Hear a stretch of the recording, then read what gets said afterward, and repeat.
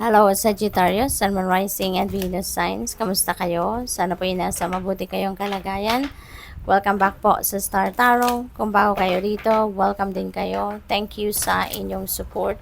I truly appreciate it. God bless you all. Sagittarius, pauna mensahe ninyo, number 26, hostilities. Ayan. So, Sag, mag-iingat din kayo. No? Mag-iingat kayo lalo-lalo sa mga katrabaho ninyo, sa mga kaibigan, mga taong nakakasalamuha ninyo. Kasi there could be people around you na inggit sa inyo. There could be people na yung parang hindi nila na-appreciate no yung ganda ng sitwasyon ninyo or yung mga blessings na dumadating sa inyo. So imbes na matuwa din sila para sa iyo, mas naiinis sila kasi you are becoming blessed, no?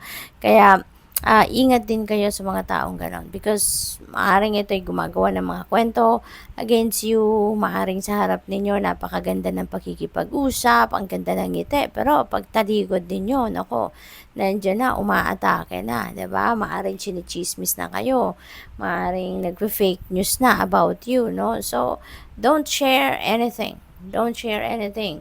Don't give them a reason, 'di ba, para siraan ka. Don't give them information na magagamit nila against you, no? Kasi you never know, 'di ba, yung mga taong ganito, pwedeng baliktarin ang inyong kwento, pwedeng yung may plus minus na ang kwento ninyo at sisiraan kayo, 'di ba? So, wag ninyong bibigyan sila ng pwede nilang magamit para siraan ka.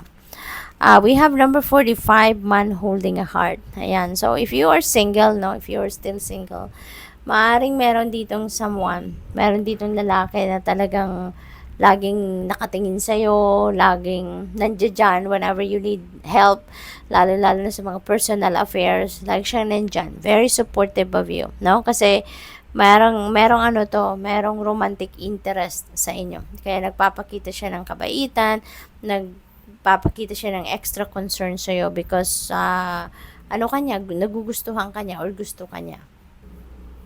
So what else for Sag? We have Yin Yang. Ayan. So Sag, balance, no? Yun ang kailangan ninyo sa ngayon. Maaari kasi din na you can't focus sa ngayon 100%, no, sa mga ginagawa ninyo kasi maybe you have too much on your plate, no? Kapag marami talaga tayong iniisip, marami tayong gustong gawin, no?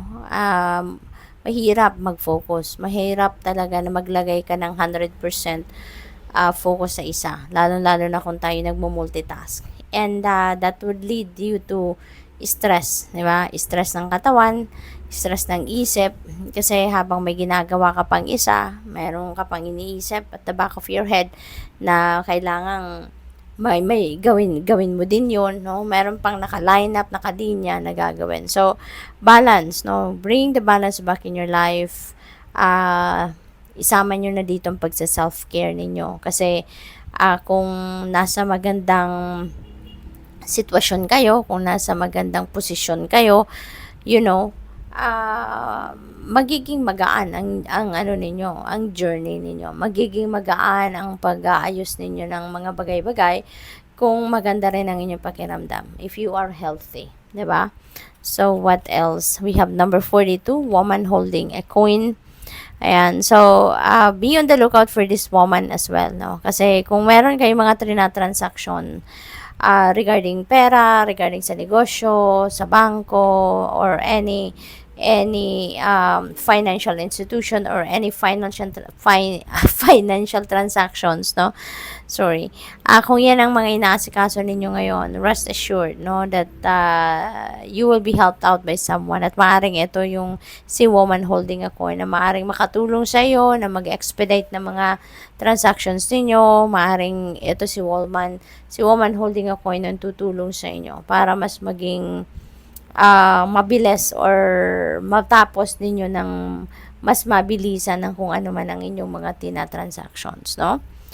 What else? We have number 12, the temple path. Ayan. So, um, yung spirit team ninyo, no, Sagittarius, ito nagpaparamdam sa inyo na wala kayong dapat na ikatakot, wala kayong dapat na ipag-alala, kasi yung spirit team ninyo, full force, nandiyan dyan, binabantayan kayo, ginagwardyahan kayo, ginagabayan kayo, tinutulungan kayo, no?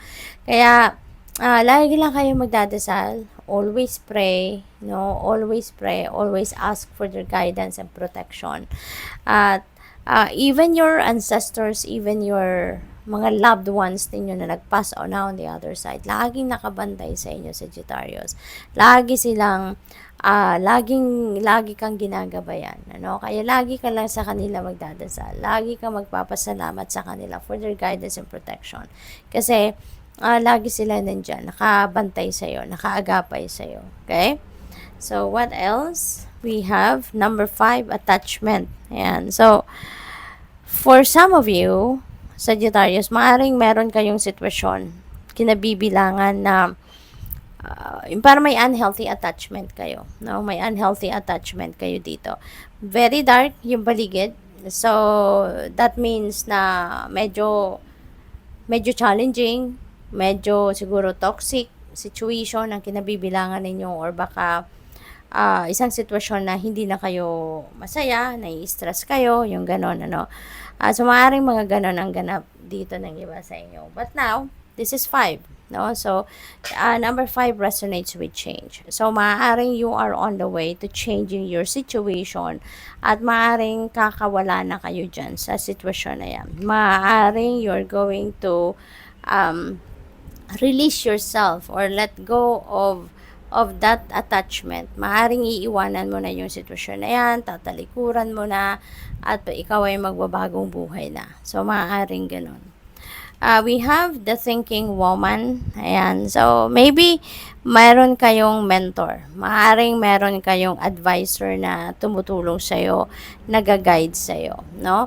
Or baka ang iba din sa inyo dito, baka this is related to pag-aaral. Baka meron kayong pinag-aaralan, or maybe naghahanap kayo ng teacher, naghahanap kayo ng mentor, yung ganon. Or baka ang iba sa inyo, baka nag-enroll talaga sa school, no? You're going back to school.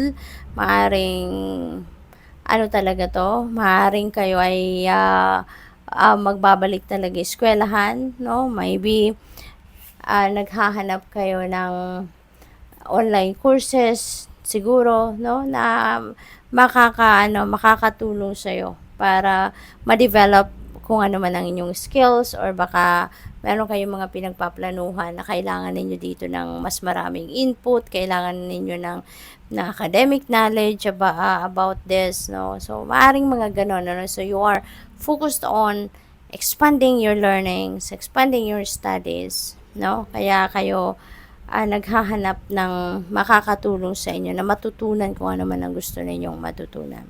So, napakaganda nito. This is door to value. No, this is door to value. This is financial opportunity na maghahatid sa inyo ng prosperity and abundance. This is about financial blessings, no, na maaaring dumating at kung saan-saan manggagaling. This could be a windfall of money, this could be a winning, maaari din na bonus ito, maaaring regalo ito. This could come from various sources na perang ito, Sagittarius. At magiging prosperous and abundant kayo, no? Magkakaroon kayo ng pera, magkakaroon kayo ng kaluwagan, no, pagdating sa inyong kaperahang aspeto. So, good luck. Thank you for watching. Love and light. Namaste.